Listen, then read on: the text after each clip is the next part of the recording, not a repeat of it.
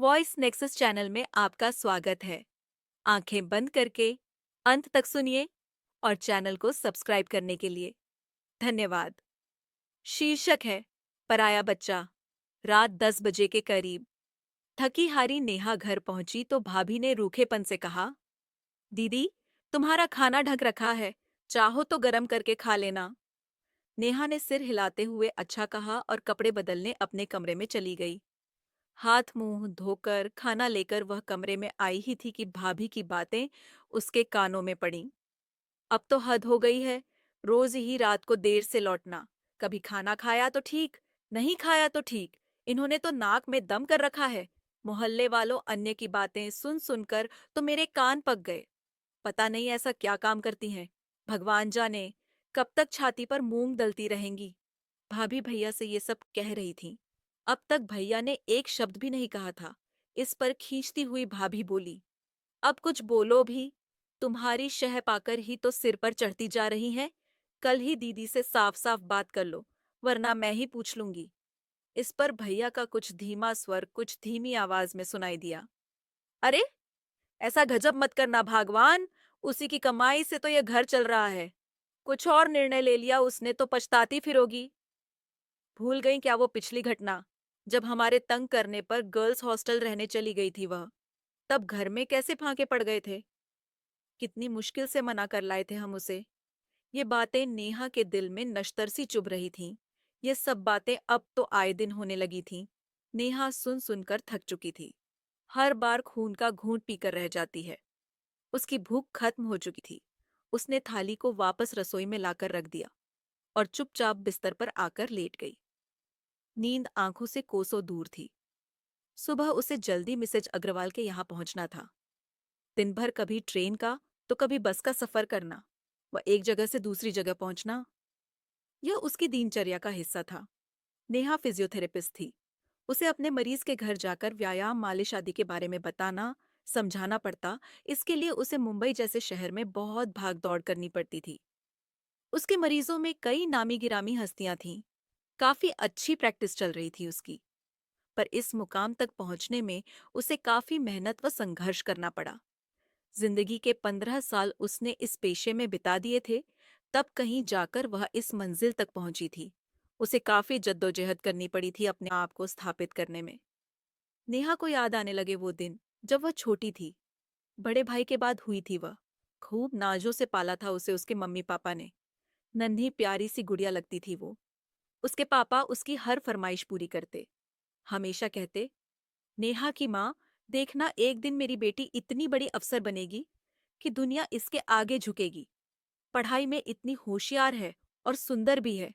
इसके लिए तो मैं राजकुमार सा दूल्हा ढूंढूंगा। माँ भी पिता का समर्थन करती।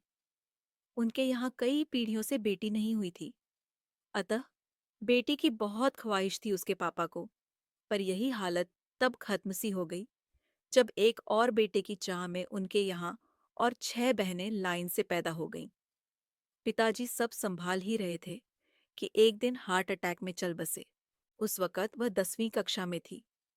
7 बहनों में इकलौता भाई अधिक लाड़ प्यार से बिगड़ गया था। उसका मन पढ़ाई में बिल्कुल नहीं लगता था। वहीं नेहा पढ़ाई में होशियार थी। पिता की मृत्यु के पश्चात माँ ने भी खाट पकड़ ली। अब तो स्वयं की पढ़ाई, घर का काम, छोटी छोटी बहनों की देखभाल सभी की जिम्मेदारी अकेले नेहा पर आ पड़ी थी। उसने पिता के मिले प्रोविडेंट फंड की रकम को बैंक में जमा करवाया तथा साथ ही ट्यूशन्स भी करने लगी। समय ने उसे वक़्त से पहले ही परिपक्व बना दिया था। 12वीं के बाद उसने फिजियोथेरेपिस्ट का कोर्स किया। साथ ही घर, परिवार, बहनें सबकी जिम्मेदारियों को निभाती रही। उसके पिता के दोस्त थे मंगल सेन जी। उनकी सिफारिश पर उसे किसी प्राइवेट नर्सिंग होम में फिजियोथेरेपिस्ट का काम मिल गया। तब उसकी उम्र मुश्किल से 20 बरस रही होगी। तब से जो जद्दोजहद शुरू हुई, वह आज तक चल रही थी। बहनों को पढ़ाकर, कुछ बनाकर, एक-एक को निबटाती गई वह। माँ बिस्तर पर लेटी-लेटी बार-बार भलैया लेती रही। भाई आवारा निकल गया, बुरी सोहबत में रहने लगा। उससे तो घर में कोई मदद मिलती नहीं थी। उल्टे वो ही नेहा से मांग-मांग कर पैसे ले जाता। नेहा जब अपनी जिम्मेदारियों से मुक्त हुई, तब पाया कि बालों में सफेदी झलकने लगी थी। अपनी तरफ तो उसका ध्यान ही नहीं गया था। बीच बीच में जब कभी कोई रिश्तेदार उसके लिए रिश्ता लेकर आते, माँ किसी न किसी बहाने से टाल देती। वह भी अपनी जिम्मेदारियों का एहसास कर अपने सारे जज्बातों को जज्ब कर लेती। भाई की भी शादी हो गई। शुरू शुरू में तो भाभी का व्यवहार सही रहा, पर बाद में वही भाभी अपने रंग दिखाने लग गई। घर में नेहा का स्थान सिर्फ पैसे कमाने वाली मशीन की तरह रह गया था। अब तो माँ भी कुछ बदल सी गई थी। बहू की हाँ में हाँ मिलाते हुए वे भी नेहा को ही बात पे बात दोषी ठहराने लगती। भाभी भी अपनी ही दुनिया में मस्त रहती। आए दिन कुछ न कुछ फरमाइश नेहा से करती रहती। कभी कहती, दीदी आज बबलू की फीस भरनी है। तो कभी कहती, आज कपड़ों के लिए पैसा चाहिए। या आज पिंकी कह रही थी कि बुआ से कहना मुझे साइकिल दिला दें। आदि आदि। नेहा भी भाई के बच्चों को माँ सा प्यार देती। अपनी सारी कमाई भतीजे भतीजी व घर पर लुटाती रहती। बहनों के खर्चे भी बढ़ते जा रहे थे। आज डॉली के यहाँ तीज आएगी। आज मंजू के बेटा होने का फंक्शन है। यहाँ सामान जाएगा। जयपुर वाली बहन की मैरिज एनिवर्सरी है। उसके यहाँ अच्छा सा तोहफा लेकर भाई जाएगा।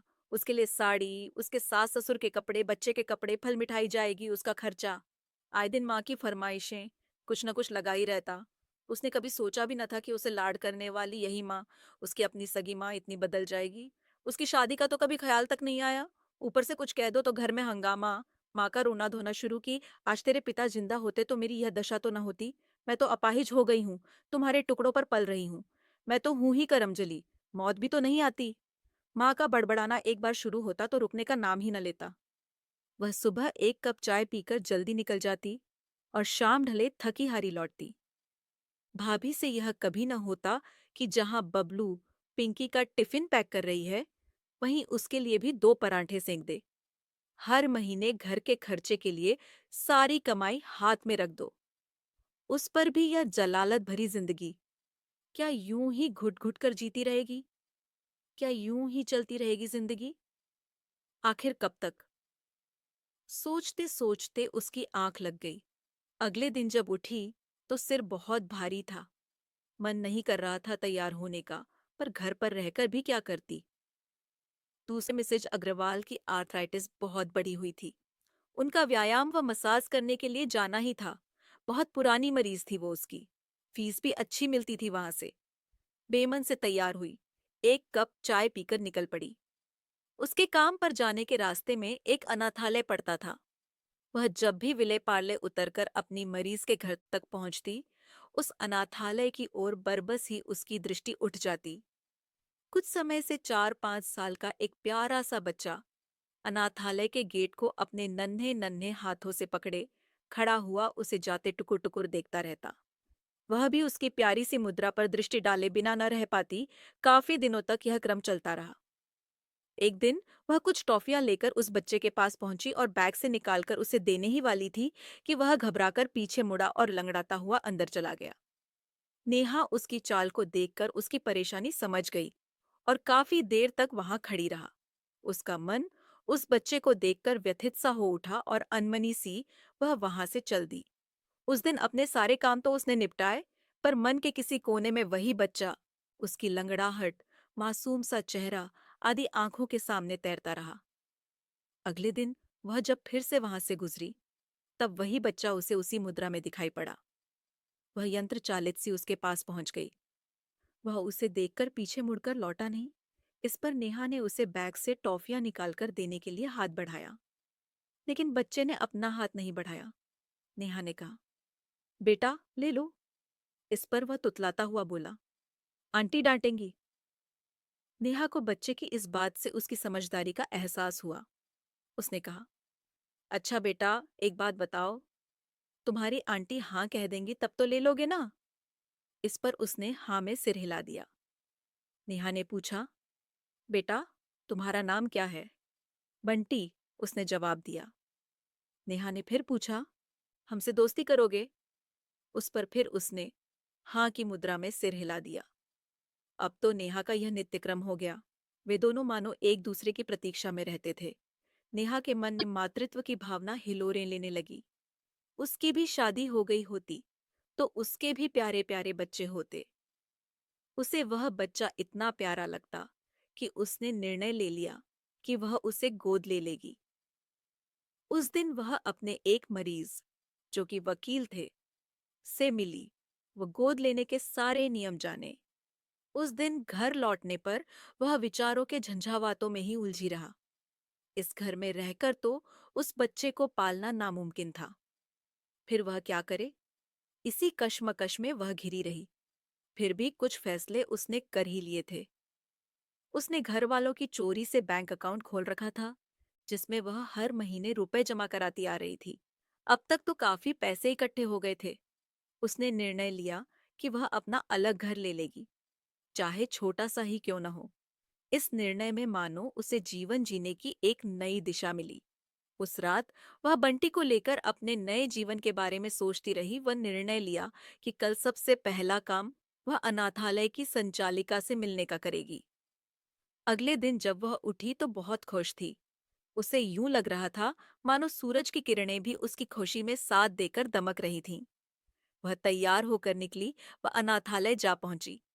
बंटी हमेशा की तरह अनाथालय के गेट के पास खड़ा था। उसे लेकर वह अनाथालय की संचालिका के पास जा पहुंची। वह बंटी को गोद लेने की अपनी मंशा उसने जाहिर की। उसकी आर्थिक स्थिति, कामकाज आदि के बारे में विस्तृत जानकारी पूछी गई। इन सब से संतुष्ट हो उसे कुछ औपचारिकताएं पूरी करने के लिए अगले दिन बुलवाया गया। उस दिन उसने अपनी पहचान के बिल्डर से मिलकर एक फ्लैट खरीदने की बात की व अग्रिम राशि के रूप में रकम जमा करवाने की बात हो गई। फ्लैट भी वह देख आई। फ्लैट का कब्जा भी उसे जल्दी ही मिल जाना तय हो गया। अब समस्या यह थी कि दिन भर बंटी के पास कौन रहेगा, कौन से स्कूल में उसे दाखिला दिलाना सही रहेगा। इसका भी प्रबंध उसने कर लिया। पूरे दिन की आया का इंतजाम हो गया। स्कूल भी घर के पास ही था। वहां भी नेहा दाखिले की बात कराई, फार्म वगैरह ले आई। अब बस बंटी का संरक्षण मिलते ही वह उसे घर लाने को आतुर थी, अपनी एक छोटी सी दुनिया शुरू करने के लिए, जिसमें वह होगी और मातृत्व की कमी पूरा करने के लिए बंटी होगा। उसे बेटा मिलेगा और बंटी को माँ। उस रात घर आकर उसने अपने निर्णय से घर वालों को अवगत कराया। सबके चेहरे पीले पड़ गए। भाई व भाभी ने बच्चों की दुहाई दी। कहा, क्या तुम्हारे भतीजे भतीजी तुम्हारे अपने नहीं हैं, जो पराया बच्चा गोद लेने की सोच रही हो? वो भी जिसकी जात का पता नहीं, माँ बाप का भी पता नहीं। खूब रोना धोना हुआ। उसे तरह तरह से समझाया गया, रिश्तों की दुहाई दी गई, उसके दायित्वों का एहसास कराया गया। साम, दाम, दंड, भेद जब कुछ भी काम न कर सके, तब माँ ने रोना शुरू कर दिया। नेहा तब भी नहीं पिघली। उस दिन उसने पहली बार अपना मुंह खोला। किन रिश्तों की दुहाई दे रहे हैं आप लोग? मैं तो सिर्फ पैसा कमाने की मशीन हूँ। मेरे दर्द को कभी समझा आप लोगों ने? मेरी भावनाओं की कद्र की क्या आप लोगों ने? मैं तो छाती पर मूंग दल रही हूं ना आप लोगों के। मेरी वजह से मोहल्ले में आपकी छीछालेदार होती है ना। मैं भी कभी विवाह योग्य थी। क्या मेरी चिंता हुई थी आप लोगों को? कहने को ये मेरी माँ है, पर इन 35 सालों में इन्होंने मेरे साथ जैसा व्यवहार किया, वैसा तो सौतेली माँ भी न करती। फिर भाभी के लिए तो क्या कहूँ, वह तो पराए घर की लड़की है। मेरा यह भाई, जिसे भाई कहने में भी शर्म आती है, क्या दायित्व निभाया इसने भाई होने का? जब से होश संभाला है माँ तुम्हारी ही गृहस्थी को पार लगाती रही। है ना तुम्हारा ये लाडला? संभालेगा अपनी जिम्मेदारी। तब सारे नेक पूरे करवाना अपनी बेटियों के, जो मुझसे करवाती रहीं, जिन बेटियों का पक्ष लेकर मुझसे लड़ती रहीं। अब आए ना वो आप लोगों को संभालने। आपकी बेटियों ने भी जैसा व्यवहार मेरे साथ किया, दुश्मन भी ना करता। सुबह से रात तक काम में अपने आप को डुबोए रखा। असमय ही बूढ़ा बना दिया मुझको। क्या मेरे कुछ अरमान नहीं हो सकते हैं? इसके बारे में सोचा कभी आपने? बहुत जी ली आप लोगों के लिए। अब जीऊंगी सिर्फ अपने लिए और अपने बेटे के लिए। सभी को अवाक छोड़ वह अपने कमरे में आई, अपना सामान समेटा और अगली सुबह का इंतजार करने लगी। अब वह भी अपने छोटे से आशिया में अपने बेटे के साथ रहेगी। अगली सुबह जब वह सूटकेस लेकर अपने कमरे से बाहर निकली तो देखा बैठक में पूरा परिवार जमा था। बच्चे सहमे हुए से खड़े थे। भाई ने बोलने के लिए मुंह खोला ही था कि तपाक से नेहा ने कहा, बस, मुझे और कुछ नहीं सुनना। मेरा निर्णय अंतिम निर्णय है और इसे मैंने बहुत सोच समझ कर लिया है। बच्चों की पढ़ाई के लिए मैंने बैंक में पैसे जमा करवा दिए हैं। ये लो, पासबुक और चेकबुक। मैं नहीं चाहती कि आपके साथ ये निर्दोष भी सजा भुगतें। और यह कहकर अपना सामान लिए वह तीर सी निकल गई, सबको अवाक छोड़कर। थोड़े दिनों तक वह हॉस्टल में रही। इस बीच उसे फ्लैट का कब्जा मिल गया। घर का जरूरी सामान खरीदकर घर को व्यवस्थित किया। अनाथालय जाकर सारी जरूरी औपचारिकताएं पूरी की और बंटी की उंगली पकड़ आ गई अपने घर। बंटी घर आकर बहुत प्रसन्न था।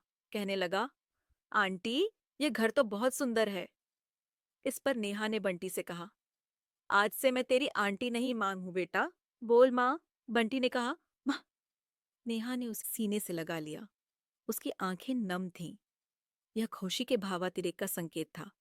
नेहा ने निश्चय किया कि वह घर पर ही ज्यादा से ज्यादा मरीज देखा करेगी ताकि बंटी के पैर को भी ठीक कर सके। अच्छे डॉक्टर को दिखाकर उसने बंटी की तकलीफ के बारे में जाना और सही व्यायाम, मालिश आदि करना शुरू कर दिया। बंटी अब काफी ठीक हो चला था। उसका स्वास्थ्य भी अच्छा होने लगा। नेहा खुश थी अपने छोटे से संसार में, अपने बेटे के साथ। अंत में चैनल को सब्सक्राइब जरूर करें, वीडियो को लाइक एवं कमेंट करके अपना सुझाव दें। सब्सक्राइब करके हमारी हेल्प कर सकते हैं। सब्सक्राइब करने के लिए धन्यवाद।